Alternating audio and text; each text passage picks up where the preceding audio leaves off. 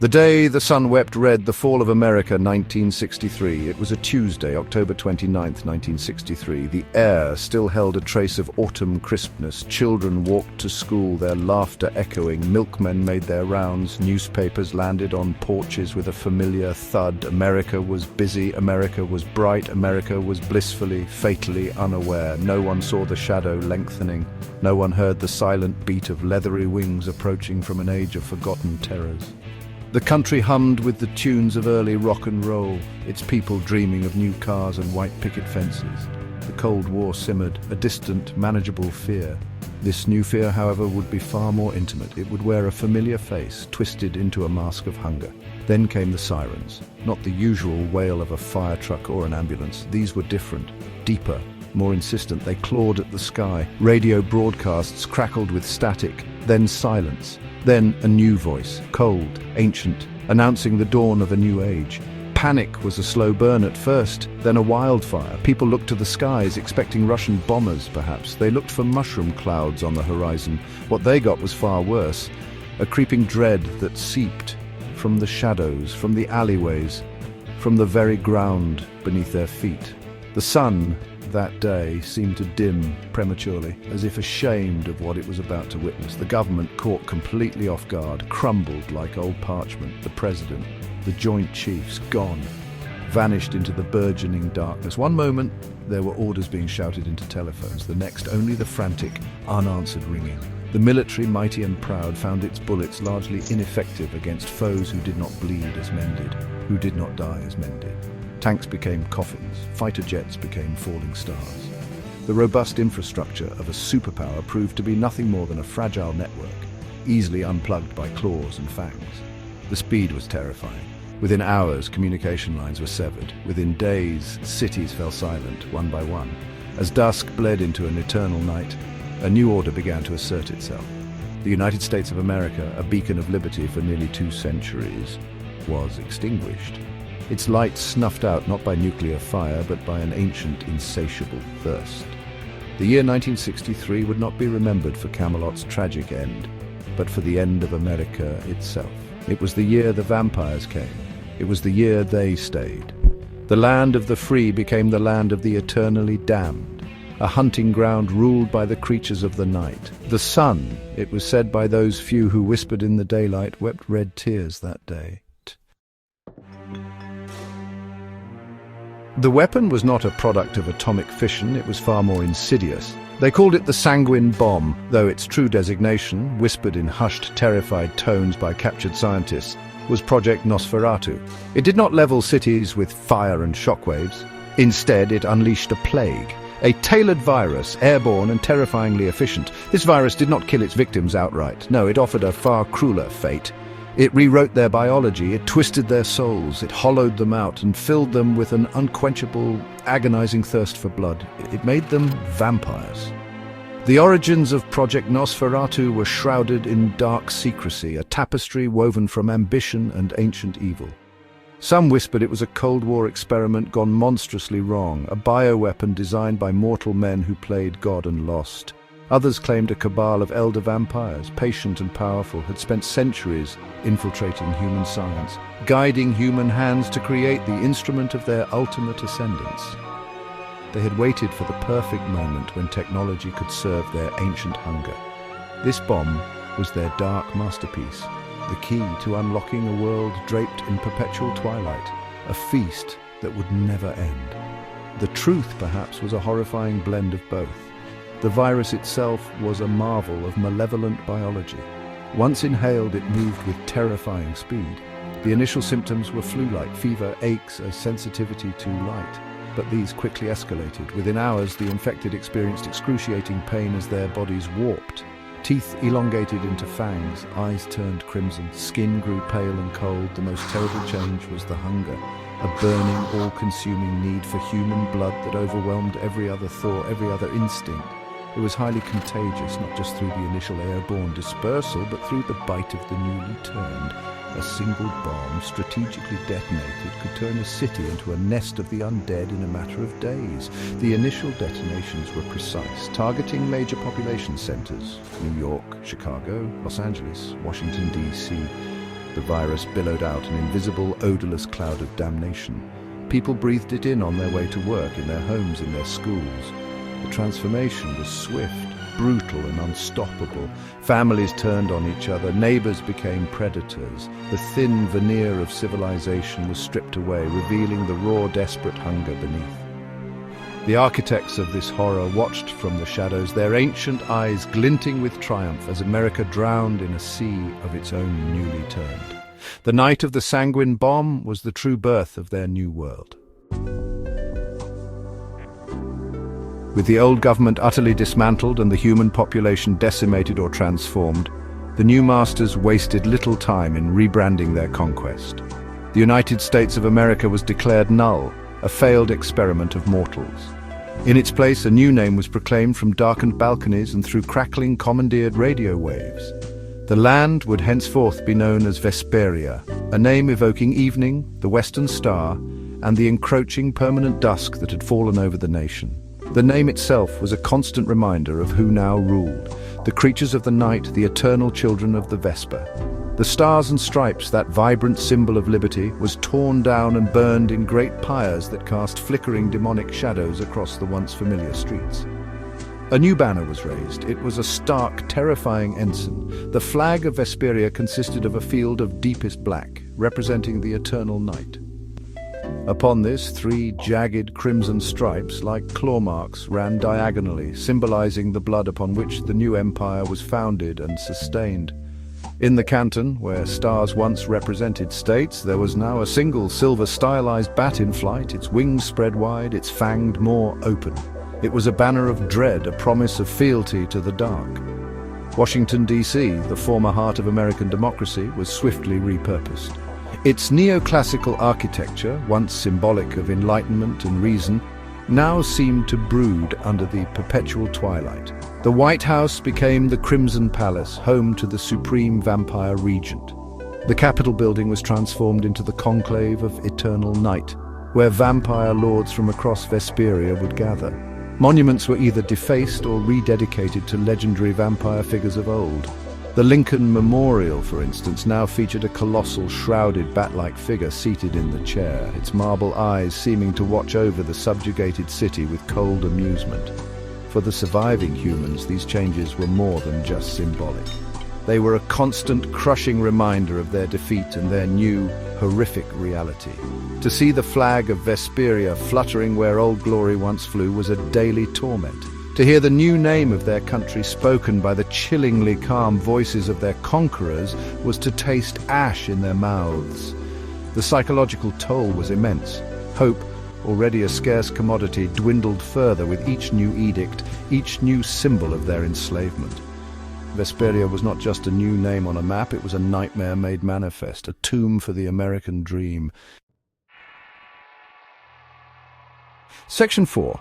The Crimson Code Laws and Governance in the Vampire States. The new rulers of Vesperia, ancient and patient, swiftly established a rigid societal structure.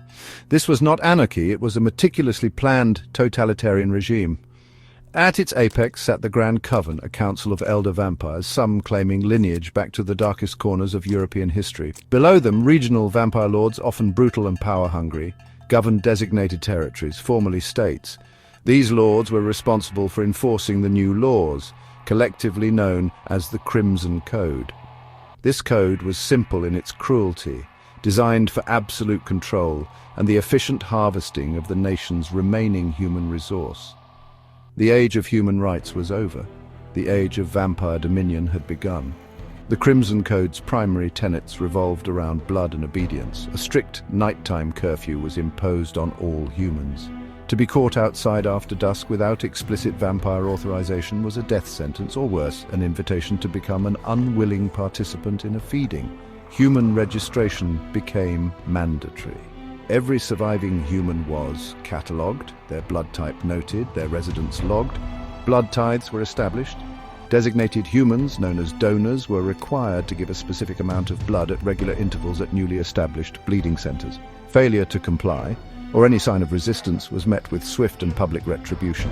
Enforcement of the Crimson Code was brutal and efficient.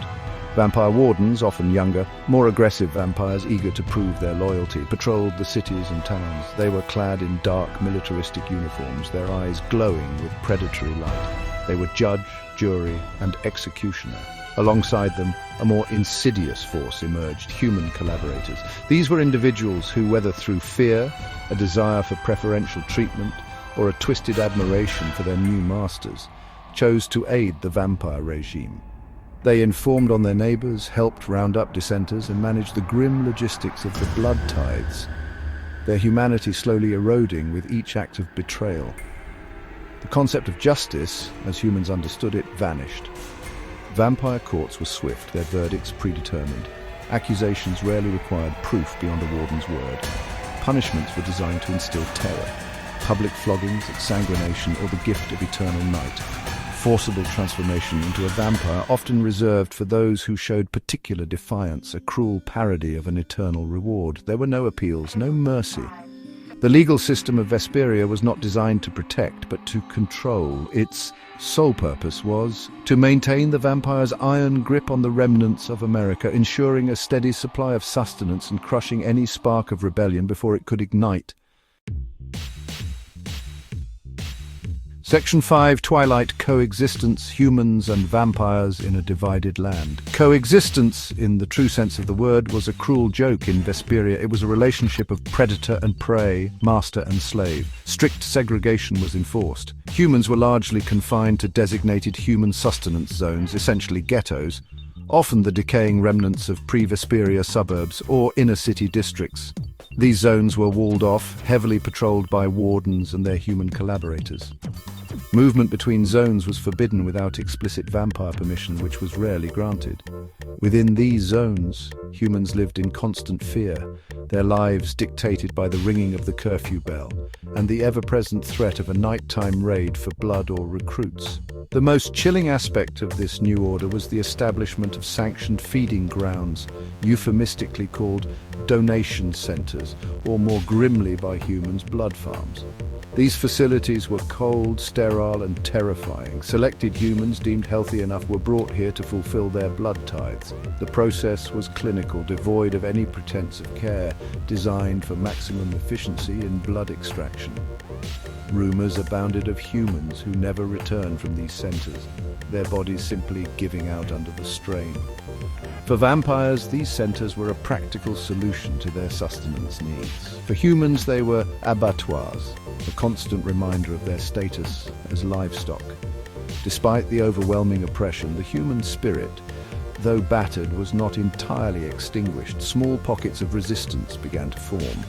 These were desperate clandestine groups operating in the shadows, communicating through whispered messages and hidden symbols. They engaged in acts of sabotage, disrupting blood shipments, creating diversions during warden patrols, and attempting to smuggle a fortunate few out of the more heavily controlled urban centers. Their victories were small, often paid for in blood, but they represented a flicker of defiance in the suffocating darkness. They were a testament to the enduring human will to fight, even against an enemy that seemed eternal and all-powerful.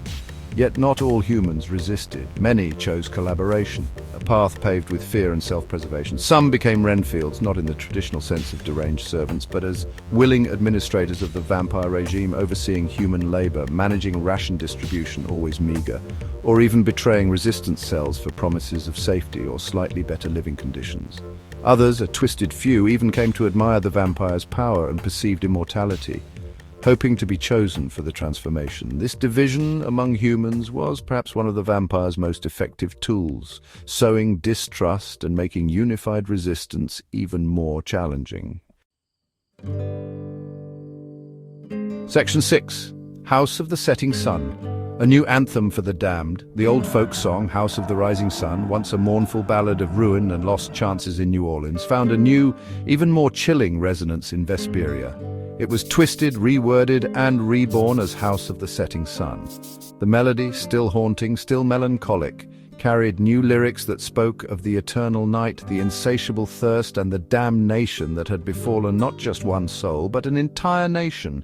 It became an unofficial anthem for both the subjugated humans and, in a perverse way, for some of the vampires themselves.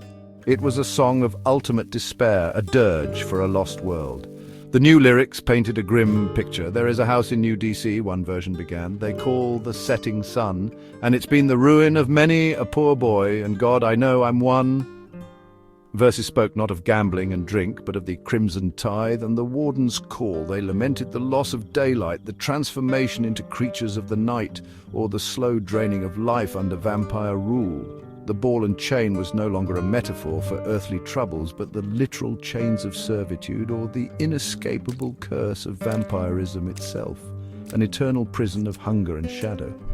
This new house of the setting sun was sung in hushed tones in the hidden corners of the human sustenance zones, a shared expression of grief and a coded message of solidarity. It was a song of defiance, a way to remember what was lost, even if hope for its return was almost non-existent. Ironically, versions of it were also heard in the opulent, eternally twilit mansions of the vampire elite. For some of the more melancholic or ancient vampires, it was a reminder of their own lost humanity, a lament for the endless, monotonous cycle of feeding and ruling, a strange, dark nostalgia for a world they themselves had destroyed. The song, in its new incarnation, perfectly encapsulated the grim reality of Vesperia. It was a land where the sun had indeed set, perhaps forever. It spoke of a ruin far greater than any single life. It was the ruin of a nation, of freedom, of hope itself. The house of the setting sun was no longer just a house in New Orleans, it was Vesperia itself, a vast, sprawling prison of eternal night, where every soul, human or vampire, was in some way trapped by the consequences of that fateful day in 1963. Its mournful tune was the true soundtrack to the new American nightmare, a constant echo of all that had been irrevocably lost.